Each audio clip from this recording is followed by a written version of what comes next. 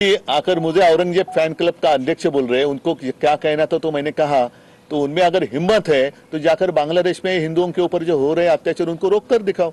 आपल्याकडे सुद्धा मणिपूरमध्ये अजून तसंच पेटलेलंच आहे, काश्मीरमध्ये सुद्धा हिंदूंच्या हत्या होत आहेत आणि आता बांगलादेशात जर मोठ्या प्रमाणावरती होत असतील तर केंद्र सरकारने ताबडतोब पावलं उचलून तिथल्या हिंदूंचं रक्षण केलं पाहिजे।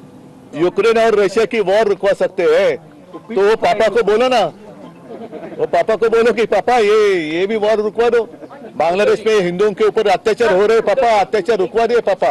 उद्धव ठाकरेजी दिल्लीत गेले 3 दिवसासाठी।